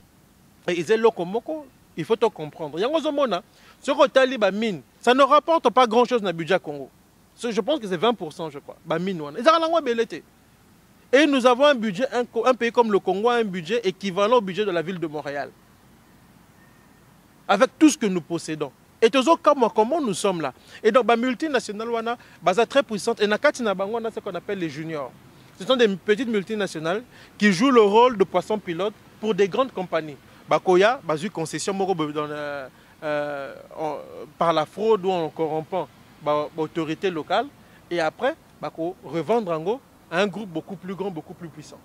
Est-ce que vous avez dit sur Sun City, pour la PC, sur la multinationale? Il y a des Kivu. Makambazolo, les détails qu'il donne, ce sont des détails très importants pour l'histoire en Bokanabiso. C'est très important. Problème, il y a des gens qui ont Makambalobi. On ne va pas chercher à vérifier la véracité de ce qu'il dit. Bakofinga, yango moni to na sima. Yango moni, il faut tout la vérité. Le Congolais est devenu un frein à son émancipation. Le Congolais est devenu un frein à son émancipation. Toza awate pona ko funda bato ko finga, mais l'histoire reste l'histoire. On ne peut pas falsifier l'histoire pour plaire à des gens ou parce que Tozo Sepelate wana za leader na biso pas.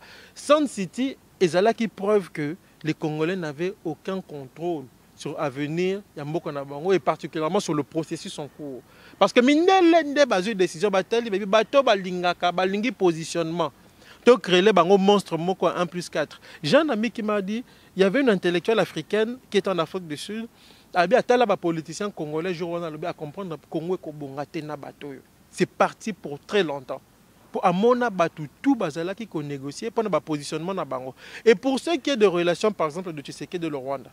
Kamere à Loba yango na intervention à Loba na motumoka UDPS. Il y a des images là. Oh Loba abi, on a des preuves que l'UDPS fréquente avec le Rwanda, c'est connu. C'est connu. Peut-être ça qui mauvais jugement. Il y a Tshisekedi na batunaye. Mais la réalité est qu'ils ne sont pas, ce ne sont pas les seuls, les gens de l'UDPS. Bango nyon surtout bazala kata système wana. Tango Mubake na kisasa lobby na zala ki na Rwanda. Na sala 2 ans na Rwanda, na zala ko solana ba Rwanda, c'était pourquoi? C'est-à-dire que les politiciens congolais ont toujours été à la traîne, ils ont toujours été le bras exécutant du Rwanda et de leurs parents au Congo. C'est ça la réalité. Les bras exécutants de la politique occidentale et par extension de la stratégie rwando-ougandaise au Congo, ce sont les politiciens congolais. Il faut le reconnaître. C'est un peu un peu ça. Je crois Patrick Mbouka sur sa vidéo de l'eau, mais aussi dans yo toujours un point multinational. De l'eau au plus les membres comment Bemba Kabila banga sa l'alliance na bango et puis Tshisekedi na RCD Goma banga sa l'alliance na bango ba Rwanda yo na si au plus élément obi oza ba image nango donc son mutache tembe ba image ozala na pas na yo côté ba multinational.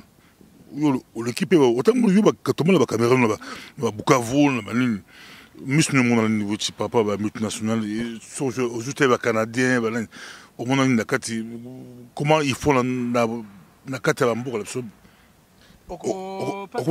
ah ouais, bah nini, la question est belle, hein, on rappelle un gars, parce qu'il y a un locomo qu'on a ligné à rebondir. Papa Patrick Mbeko, soyez sûr. Parce que j'ai pris des précautions en tant qu'intellectuel. Les lots appartiennent à les lots. Nabimi en tant qu'intellectuel, biloko na sali, na lobby penasime.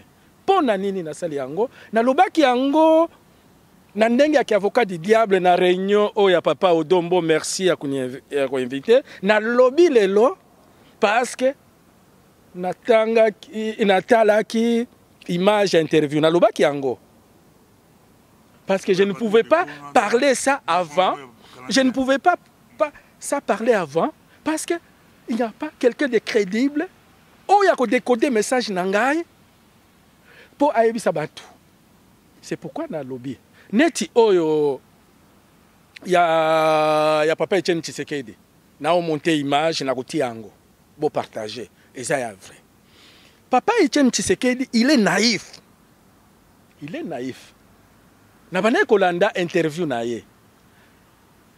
Les Congolais ne décodent pas les messages. Quand lui il parle, moi je décode les messages. Je n'ai jamais été avec Patrick Mbeko comme ça. C'est la première fois. Quand il parle, moi je décode. Donc je maîtrise les dossiers. Les Congolais maîtrisent le dossier. Aloba kinini na interview na yo. Peut-être Roti Ango, Papa Etienne Tshisekedi, a une idéologie, il y a colonisation. Mundele a l'obaka vérité. Mundele a bukaka lukutate. A une idéologie à Mundele. Oh yo, il y a prêtre. Abaneko pesa ekaye. A promettre yo minerval, pe a fouti minerval. C'est pour à laver yo cerveau. Alors, biso nyonso, mga ipe, avant koyawa. Les Mundele na travail na ngai ba rouler ngai na télé Bruxelles nazaki na idéologie wana Mundele alobaka lukutate Mundele asa sérieux Mundele asa honnête loba na bana na biso ya poto moto ya lokuta liboso Mundele azalaka escroquer ya liboso Mundele.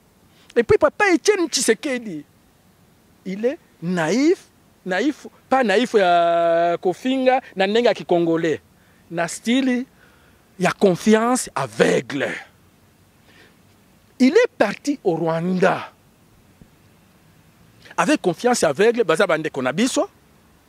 To arranger problème oyo et outi en Afrique du Sud. Oh, Rubango babenda ki Papa Etienne Tshisekedi avec un agenda caché. Cet agenda caché, Papa Etienne Tshisekedi n'a pas décortiqué en l'air accueilli. Comment on amène la vérité? Vérité, c'est-à-dire, Yopé, Osala, rébellion, na Kananga. À se retrouver dans la position, il y a Mosé, Laura Désiré, Kabila, le bien, la côté de Congo Nangaïti. Et là, je félicite. Oui. Je vais ajouter quelque chose, hein, et puis je vous revois en parlant. Et l'homme en Loba. Moi, j'ai eu l'opportunité de discuter dans Batou Bazala qui est proche à Kagame. Ils ont la carrière à Obabomi. Ils ont la. Le moment venu, ceux qui vont autoriser ce sont des témoins privilégiés. Il y a Makambo Bello et Seleman Congo. Et je sais ce qu'ils m'ont dit. Ils ont pour Nakolobate, Baloba na Makambo Bello, mais Bilo Mususu, par rigueur, au Kolobango, sans l'autorisation, Bato Balobi Nayo.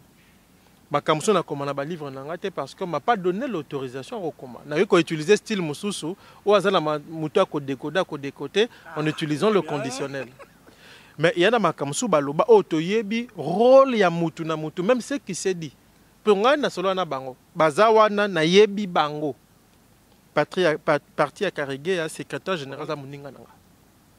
Na yebi bango ba solo ba rwandais ba betaka. Et même les politiciens congolais qui allaient au Rwanda la nuit, pendant que la journée bazo finga, to yebi ba kombo na bango, makambu baloba, parce que d'autres sont des dissidents. Mais baza ba longue pas Kagame, mais baza ba dissidents, mais baza na posture politique.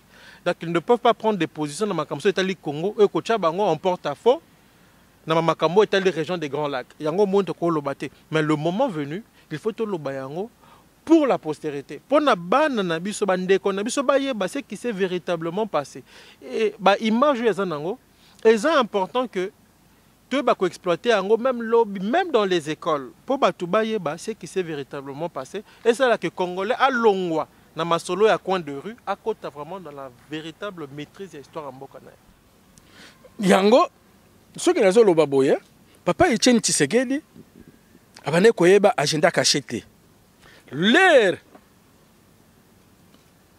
accueille comme on a découvrir l'agenda caché à communauté musée na uteka Congo nangai. Or Papa Etienne Tshisekedi était nationaliste, c'est pourquoi il a dit non. Bravo. Et puis chaque Congolais, même intellectuel na biso tozo finga bango yango bazo kufa yango wana. Dans ces premiers temps, ceux qui va proposer bango eloko bazui bazo yeba agenda caché te. L'air ba ko découvrir agenda caché. Baboyi ceux qui mena oboyi omemi ngambo. C'est ça aussi le problème à Jean-Pierre Bemba. l'Irak Ouganda. Il était question RCD Ouganda. RCD na MLC. RCD est proclamé république. Et puis MLC na Ouganda est proclamé comme ça, va balkaniser Congo. À un certain moment, Jean-Pierre Bemba Lobité n'a pas été Congo. Na ba Congolais, oyo bazaki na kati ya RCD, à un certain moment, il fallait ba proclamer ba boyi, ba kimi, nde obandayi komona ba kufi na ba poison. Ngando Kisasu ba éliminer ye. Général Ilunga. Il a été empoisonné. Dans une interview, on ne peut pas vendre le Congo. Babomi. Même Batu Oyo Bae na Genvala. Basali tout. Bisoto Sepeli. Igno ya ba opposant. Quel est l'agenda caché? Maintenant, l'air bako koma exécuté. Mingi bako boya. Je vois très mal, mon tuneti papa Fayoul. Je vois très mal, neti Olenga Goy, dans l'esprit de Lumumba, à servir l'intérêt occidentaux.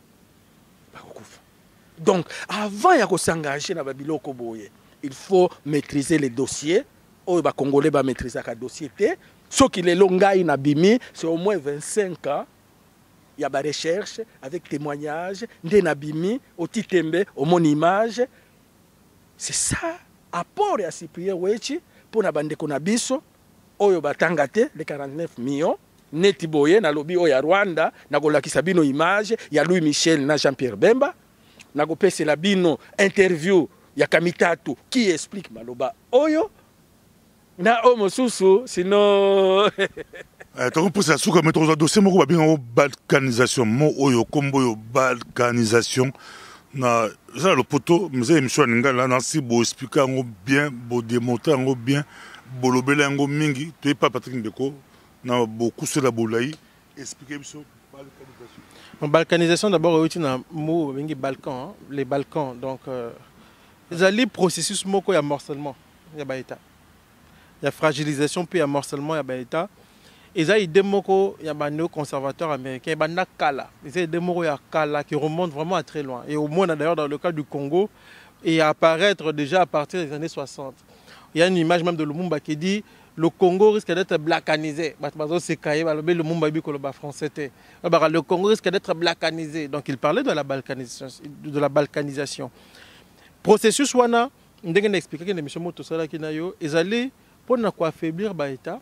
Et qu'on permettre l'exploitation facile. Au Moyen-Orient, par exemple, au Proche-Orient, le projet Wana, il a résulté dans l'éclatement de l'État sur base de l'appartenance confessionnelle pour sécuriser Israël et lui permettre de dominer les États arabes. Donc, dans chaque coin ici, Mindele Bazak poussé dans le processus Wana, il y a toujours vérité de domination. Alors, mieux vaut qu'on divise, comme on dit, diviser pour mieux régner. Si vous divisez un État sur des bases ethniques ou confessionnelles, comme à fragiliser, il est très facile de le dominer. Et pour compléter,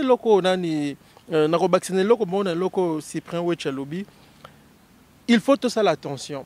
Ce n'est pas tous les politiciens congolais aujourd'hui qui posent des actes qui sont des collabos conscients. Il y a des gens qui sont simplement naïfs, qui pensent que ce qui te salina bango peut-être te kobaluke la bango, c'est naïveté. Et nazolo bango bango pourquoi? Parce que parfois nous nous éloignons des gens qui peuvent être nos alliés. Ce que je veux dire par là, c'est quoi? C'est que à chaque fois que tu as affublé, mutunyo sur le monde, tiyoto binge kolabo, mutuwana qu'est-ce qui risque de se faire? À cause mi ben dans la coin et moyen bossa l'alliance est causalité parce que bino binge kolabo. Botier sur le banc, il a accusé. Hier, à cause de se méfier, il risque même de s'allier véritablement à l'ennemi de combattre. Voilà pourquoi il est important de faire le tri. Moi, personnellement, moi je suis un bateau battant arabe. Moi je suis intransigeant, non pas envers Tshisekedi, l'homme, mais l'homme politique et l'action politique naïe. Parce que moi je n'aime pas me baser sur des hommes, ça ne m'intéresse pas. Nanga koloba sur idée véhiculer n'a pas conséquences sur la communauté. Voilà pourquoi je suis intransigeant, même parfois incisif, envers la démarche de Tshisekedi, non envers l'homme. Or, Papa Nabiso Etienne Tshisekedi a salé erreur trop et ces erreurs semblent se répéter. Raison pour laquelle maintenant les gens commencent à se poser des questions sur ce monsieur-là. On se dit, mais yo, Luka. Parce que je crois que ce monsieur n'a pas l'intention, je ne pense pas, sinon, non, je ne le crois pas sincèrement. Mais je crois surtout que naïveté naïe, aliénation mentale, ça caractérisé par l'époque na bango, et na ba intellectuel, ba diplômé mingi na bango le namboka, et ça que il n'arrive pas à appréhender en fait complexité ya banjeu oyo mboka za confronté nango, au point qu'ils prennent des décisions et adoptent des démarches qui font l'affaire de ceux qui veulent détruire le Congo. Ozomona. Raison pour laquelle Busso, on ne cesse de dire Bokeba, Bokeba, Bokeba. Non pas pour simplement les accuser, mais pour leur dire Bola Mouka, Boza Kosa l'erreur, Boya Koto, Total Abato, bien, Total Melabango, ensemble. Pour Bongonde, je crois, tout comme Mamboka Nabiso na libération et surtout, de revivre bien le col Abato, pour peuple Agno Kwami moi trop. Au moins, moi je vis en Occident. Je vais vous dire la vérité, ma famille n'est pas pauvre. Hein? Mais ce qui est au Salaba Makambo, ce n'est même plus pour moi. Ngana lingi peut-être que moi na kola na poto, ata za canadien, ba rappeler lobby kaza congolais za immigrants, aza la frustré nga tozo mona la jeunesse en Occident, to lingi pe bana na biso baza lokola bana ba chinois, ba ba ki baza na terre, baza lokola bana ba juif, abotama awa mais bazo bundela Israël. Bake na l'armée d'Israël tolingi bana na biso tozo bota awa ba bake bana mabele na bango et biso il faut to bundela bango ce que biso to kokite il faut to armer bango pour bango ba continuer tumba wana pour que le Congo soit libéré et que les Congolais vivent mieux chez eux parce qu'on ne peut que vivre mieux chez soi. C'est pour moi sur la organisation pour tout ça Patrick Mbeko à clôturer vidéo. Bon, na roloba kaka na compléter bato ba Olanda vidéo, on n'est pas contre Papa Etienne Tshisekedi. On ne dit pas que Papa Etienne Tshisekedi est traître. Papa Etienne Tshisekedi, c'était nationaliste. Alingi mboka na biso, alingi tozala bien, alingi démocratie. Et ça na mboka wana. C'est le fond, mais la forme. Nde asa na décalage entre éducation et azwa. Après tout, Papa Etienne Tshisekedi, azwa ba fimbo ya ba flamand. Asa na éducation ya ba kafrudum a changé na été. C'est son entourage.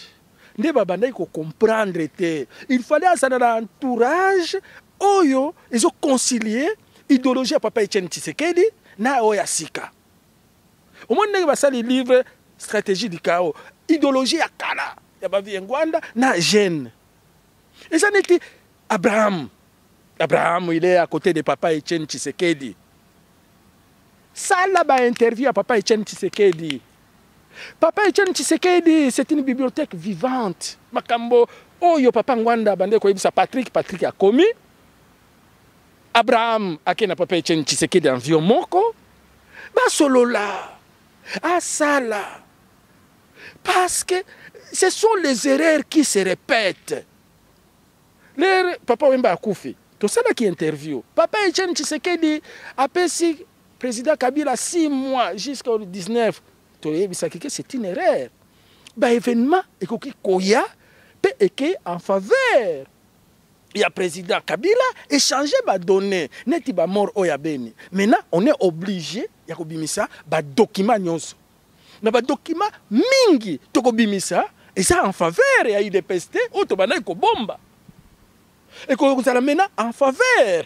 Ya kamo susu batu oyo baby ko sosolate bakoloba omoni we chaza kolabo abane ko sala boye na boye oro ba biloko na bandi depuis 25 ans batu ba komi ko kufa na Beni. Qui est responsable? C'est la MONUSCO. Communauté internationale nde pesa ki ordre ba FDLR ba na pays na biso bango nde ba bimisa bango pona ni batika likuna. Le vrai problème c'est quoi? Mabele ya Congo. Le Congo, le Rwanda est surpeuplé. Population est comme ebele. Nde balingi parti oya Kivu bapesa na Rwanda. Alors, et comme complot, comme ba FDLR bazakuna, bazonga lisusu na Rwanda te, bopesa bango nationalité. Voilà le vrai problème. Et là, il y a des gens bande kona biso, ba Congolais o bazana kati ya gouvernement oya Kabila, ba boyaka. Nanjo, nande eloko wana ekomi kobare lero tokobimisa ba document wana soki lelo toye na document Lambert Mende aboyaki bokoloba nini il a sauvé le Congo zela nano bokoloba nini wana omoni wechi asali document po ya kokotela ndeko na bango non on est obligé et puis guerre oyo les morts de Beni ça profite à qui à la MONUSCO yango document oyo na kopesa papa Patrick Mbeko ya Kobler azo senga ba augmenter prime de risque parce que kuna ba vie na bango eza en danger soki batu bakufi kuna prime de risque ya ba MONUSCO est augmenté bon ba document nyonso wana tokobimisa yango tobane ko bomba peut-être ba document wana ekozala en faveur ya gouvernement. Maintenant, papa Eugène Tshisekedi, il faut yépe la stratégie na aya na ba document mosusu ya kolakisaka yépe asala ki plus pour la Congo. À ma grande surprise et sur le plan international, le kolaba livre oyo ya ba papa Ngwanda na ebité ceux qui bazana ngo il faut ba bimisa. Merci beaucoup Nancy Tokomina Souka et c'est là que Sengo Koyamba Patrick Mbeko tolaki na Cyprien Ouchi. En même temps comme toutes les questions et puis comme analyste Bolandi Boyoki penza ezalaki matata nasi alabile comme il y a ba ko intervenir de papa Etienne Tshisekedi du Mulumba na micro de passer to senga toi disponible toi ba ko biso to sala ba interview là to sala yango il y a ba honoré Ngwanda je crois il y a celle ba livre na c'est bon c'est très bon mais biso toi disponible na ba tebele ba personnalité belé ya kala ba vie ya kala tu es disponible tout fan pour la Congo. Le livre peut-être bien, mais je suis plus à ma solo caraboué. Je compte appeler la mutuelle à bateau. Patrick Mbeko peut-être l'autre bandit peut livre en autre bandit Patrick Mbeko livre et à image. Merci beaucoup. Et c'est là que c'est mon métier plus mal le papa. Au sous qui ça, moi le bas par rapport à un jeu politique à Congo, livre Oyo. Et là on est à la carte Oyo Congo les belés les Congo. Je me rappelle toujours les belés, livre bien mingera.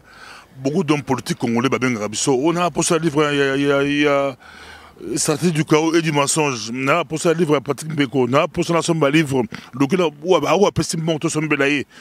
Batanga Bilomingi, pour tous les intellectuels congolais, ou la politique, c'est Batanga Bilo, ou la page, c'est Batanga Bayoka, mais moi, son nom Zalaka, le Blamambou, c'est la carte livre, le Blangote, Batanga pour la Bangomoko, mais le Blangon peut mingiter. Mon synthèse, il y a tout le par rapport à livre ou beaucoup partout. D'abord, je tiens à vous remercier pour l'invitation.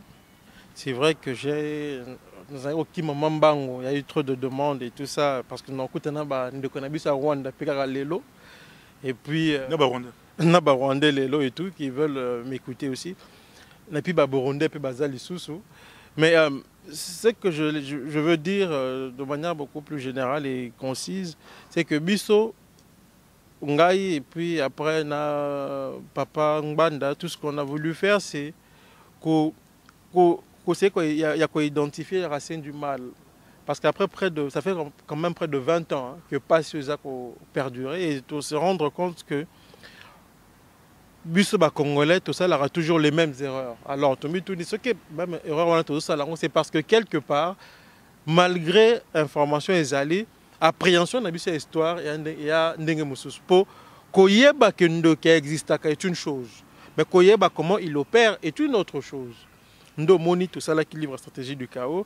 On a un livre qui a implication au Canada. Pour Batuba Yeba, pourtant on a Kendarakin. Il y a une chose que on a constaté. Le Canada finance beaucoup d'activités dans le Congo et beaucoup d'ONG. Et quand le Canada a financé un peu à Lingakabango. Or, éviter que dans le ONG, il y a des gens qui travaillent pour les intérêts canadiens directement, sans égard pour les Congolais. Donc, on a checké sur la table. D'ailleurs, les Français qui livrent, on était tellement frappés que les éditants en France. Il y a une mise à jour très importante dans le livre qui est en France l'année passée, comment on a une guerre secrète en Afrique centrale. Comment la France et les États-Unis se sont affrontés dans la région des Grands Lacs. Et dans le livre, on a le grand rôle d'Israël. Parce que tant que les Israéliens se déployaient à Zaïre. on soutient Kagame pour faire sa pouvoir. Donc, on explique surtout. Et moi, le plus important pour nous est que les Congolais batanga. Tolongo la esprit autour nango ya na lingaka Patrick Mbekote na kotanga livre na été. C'est un comportement excusez-moi l'expression mais très imbécile. Atangi la swabala mais abo de batanga ngo na biki batanga ga mais a rolobate c'est congolais. A otanga po akembu sa bongo na ye mais a rolobela ngote. A kolobela ngote. Eza mabe po na nini parce que au moins nous avons la facilité de lire ba auteur amindele parfois monsieur bafinga rabiso. Tokotanga yango tokozape livre na bango tokobetela batu masolo.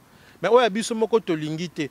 Et ça la capacité pourquoi parce que pendant que bino bozoboya ba Rwandais baza ko s'approprier yango pendant que bozoboya ba Burundais baza ko s'approprier yango pendant que bino bozoboya ba Centrafricain ba Africain mususu bazobeta masolo nango na suka biso tozobima ba bololé tozobima lokola batu moko sans conscience biso to komindenge na lobaki tango Patrick Mbeko a commis livre tango livre bimi eza so ayete et komi ya ba Congolais nyonso et komi ya ba Rwandais nyonso et komi ya ba Africain nyonso bino nde bokozwa ngo bokosala nango o bino bolingi papa moko un ancien diplomate centrafricain bisa nga lobi tango tangi livre wana et d'ailleurs je fais une parenthèse bato liboso ba commandaka livre na ngeza bata MONUSCO bata liboso zara bango et après la présidence avait commandé 4 exemplaires présidence RDC 4 exemplaires ya Kabila oyo oui ba commandant ya oyo ba commandant à 4 exemplaires stratégie du chaos oyo il y a des politiciens qui l'ont commandé ndenge na lobaki na bino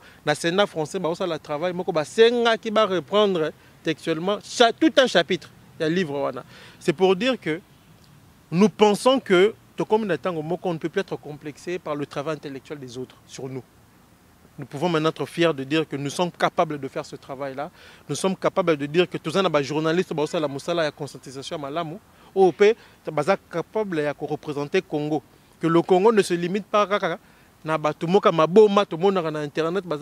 Non, le Congo, à part ses richesses, qui aiguisent les appétits à l'étranger, ils appellent tout, tout ezali, oyo, ko défendre Mboka avec fierté et avec dignité. La chose la plus importante aujourd'hui pour Nabiso Bakongole, c'est que tout se réapproprier l'histoire Nabiso. Et cela passe par la lecture, mais aussi par le visionnage des vidéos qui sont importantes et qui peuvent nous édifier. Pour Nangai, conseil au moment qu'on a repéré na bande Nabiso, il y avait une classe intellectuelle, où il y a des Congolais, où il y a des système, ils sont partout. Pe babande ko sala pour la République démocratique du Congo, na ko senga bino bobima. Na ba travaux na bino, lokola ngai Cyprien Wechi na bimi. Toyaki a na poto, to kotaki ba université. Le plus grand professeur à le monde entier, ba pesa biso ba cours, on a prouvé de quoi biso ba Congolais toza ba capable. Na boulot na ngai lelo na koloba na loba kango te et conclusion na ngai ba image oyo na sali yango mutu mon côté apesa ki 1 franc et ça na makasi na ngai et j'ai fait ça pour le Congo et je suis fier. J'ai voyagé partout au nu et j'étais dans les mêmes avions que Louis Michel, Flao et depuis 2000 jusqu'à 2011, avant Bande Konabiso, Babambangai Kombo ya Kolabo, je ne faisais pas 3 mois ici en Belgique. J'ai voyagé avec le roi Albert, le roi Philippe, sa femme, sa fille. Louis Michel, j'étais là. Badegult, dans le conseil de sécurité, j'étais là. Nous avons un principe, le col, Bande Konabiso, Salaka recherche. Namoni, namonité, nayoki, nayokité, nalobité. Maintenant, je parle avec des images. Merci beaucoup. C'est la conclusion. To sepeli Kwemba, Patrick Mbeko la Biswawa, Totombeli, Bozongi Manamu, Namboka, Canada. Merci beaucoup.